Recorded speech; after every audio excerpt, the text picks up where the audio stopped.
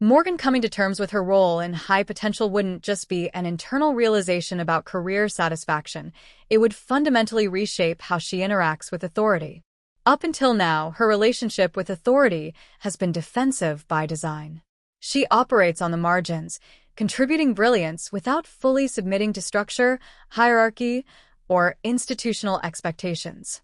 That distance has always been her shield. By refusing to fully claim her place, she preserves autonomy and avoids the vulnerability that comes with belonging. Once she accepts that this role is not accidental but chosen, that entire posture has to change. Morgan's skepticism toward authority has never been about rebellion for its own sake. It comes from lived experience. She's used to systems that misunderstand her, underestimate her, or attempt to contain her intelligence rather than harness it. As a result, she approaches authority with suspicion, often testing limits instead of respecting them outright. That stance works when she views herself as temporary, a consultant passing through, accountable only to results, not to rules. But accepting the role as part of her identity removes that escape hatch. Authority stops being something she can ignore and starts being something she must engage with. What's interesting is that this doesn't mean Morgan suddenly becomes compliant or deferential. In fact, the opposite is true. Coming to terms with her role gives her leverage. When you know you belong somewhere, you no longer need to prove it through defiance. Instead of pushing against authority reflexively, Morgan can start challenging it strategically. Her questions become less about protecting herself and more about improving outcomes. That shift from resistance to participation marks real maturity. This change would also force Morgan to recognize the difference between authority as control and authority as responsibility. Before, she could dismiss directives as arbitrary or limiting because she wasn't invested in the institution issuing them. Once she accepts her place within it, she has to reckon with the idea that structure isn't always an enemy. Sometimes it's what allows meaningful work to scale beyond individual brilliance. That realization doesn't dilute her independence, it refines it. Her interactions with figures like Karadec would reflect this evolution clearly.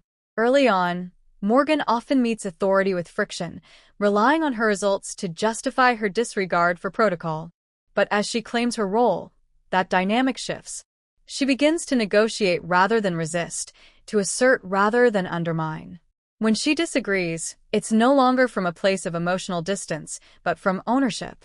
She isn't saying, "This system doesn't apply to me." She's saying, "This system can be better, and I'm invested enough to say so." This is especially important because authority starts responding differently once it senses commitment.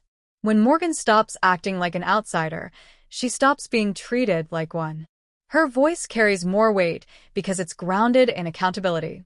She isn't just solving problems, she's shaping how problems are approached. That's a subtle but powerful transition from asset to stakeholder. Emotionally, this evolution is uncomfortable for Morgan. Accepting authority means accepting consequences. It means her failures matter as much as her successes. When she was detached, mistakes could be shrugged off as circumstantial. Once she's invested, mistakes cut deeper.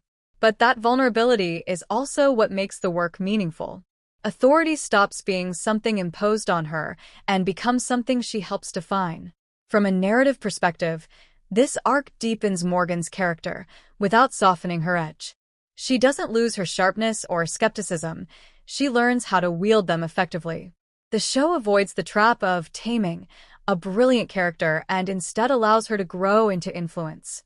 Authority is no longer something she avoids or antagonizes, it's something she reshapes from within. Ultimately, Morgan coming to terms with her role transforms authority from an obstacle into a dialogue. She stops measuring herself against the system and starts measuring the system against its own potential. That shift doesn't just change how others see her, it changes how she sees herself. She's no longer someone passing through, challenging authority because she can. She's someone who belongs, challenging authority because it matters.